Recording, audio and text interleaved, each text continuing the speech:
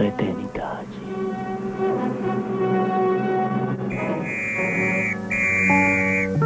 Acorda, humanidade!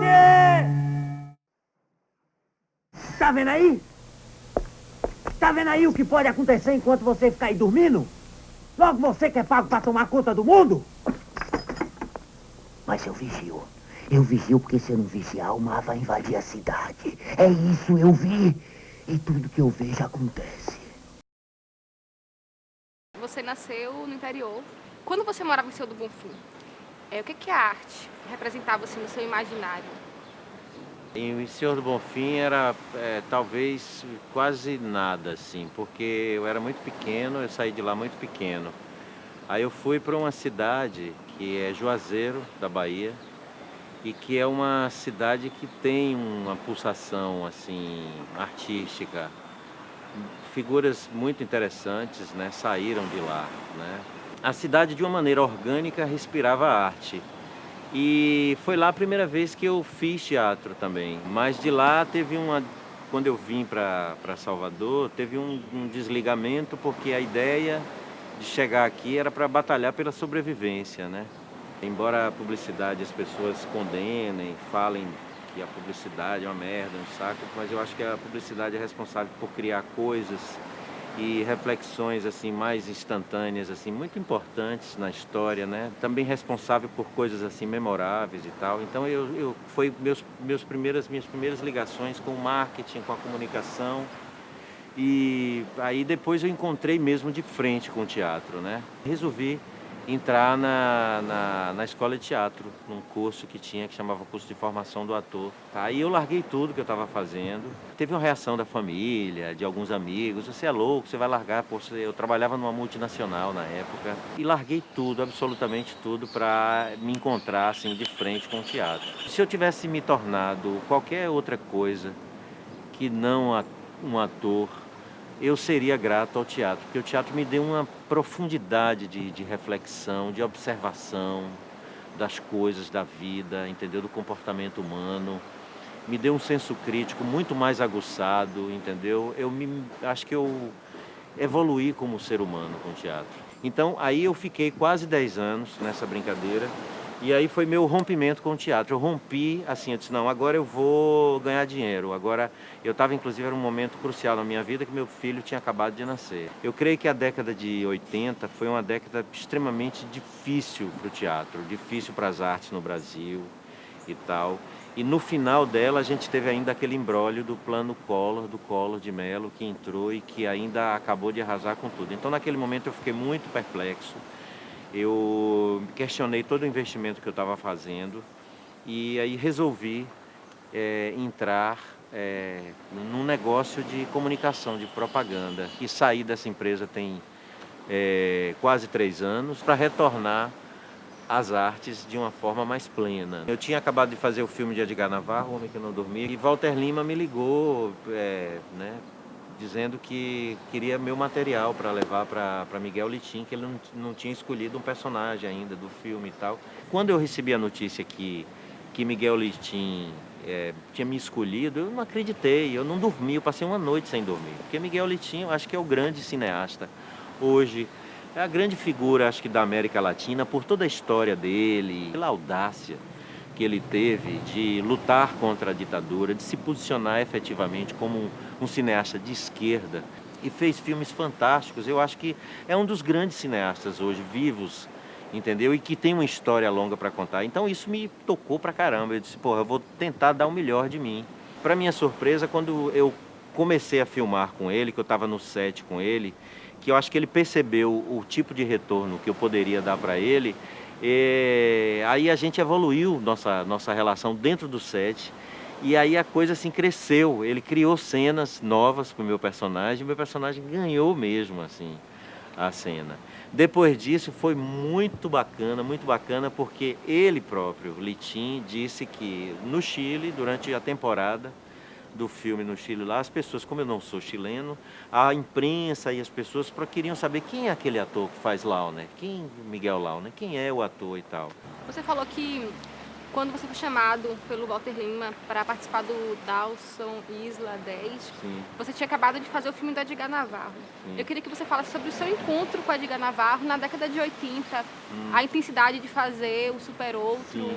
É uma ligação muito forte porque a gente se conheceu na faculdade, na UFBA. Aí, um tempo depois, Edgar Navarro se forma em teatro. E aí ele escolheu uma peça de Woody Allen chamada Deus, que era maravilhosa. Era tipo assim, eu acho que o precursor do besterol. E que eu fiz com o Wilson Mello e um grande elenco. E nós éramos os protagonistas da peça.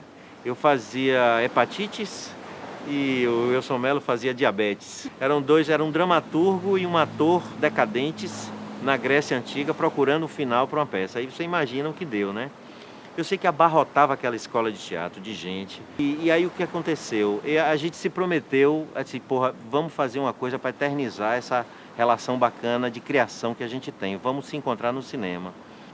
Alguns meses depois, ele fez, eu tenho uma coisa que é um roteiro que eu já escrevi há 10 anos e tudo, que eu quero que você faça, que é o Super Outro.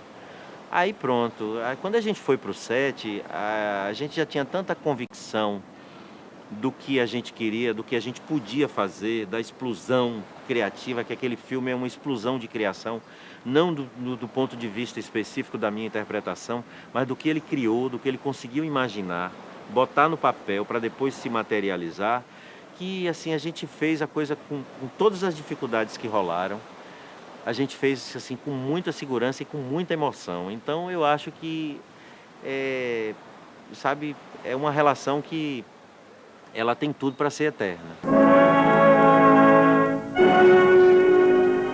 Eu sou que nem Superman. Vocês duvidam? Vocês duvidam? Pois eu vou me jogar agora mesmo lá do elevador Lacerda e vou voar. É isso mesmo, eu vou voar.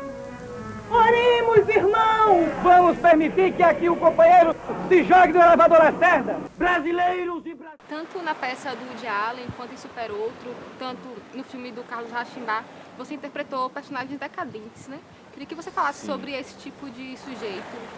E por que será que te chamavam para fazer esse tipo de personagem? Todos nós somos produtos do meio, produto desse sistema. Mas cada um eu acho que tem uma particularidade, né? Cada um tem uma espécie de uma dimensão. Talvez é que sim, pelo que eu construa, outros diretores elaboram que eu posso também fazer as suas figuras que estão distintamente opostas a essa coisa que a gente chama de sistema, de sociedade. Eu acho que o cinema tem esse papel, né? De contrapor as coisas, né? E eu gosto demais que me chamem para fazer esse tipo de coisa do que coisas assim mais convencionais, que são extremamente mais fáceis e menos desafiadoras, né? Acho que no cinema americano, independente do vômito que é aquela indústria, né, de produtos de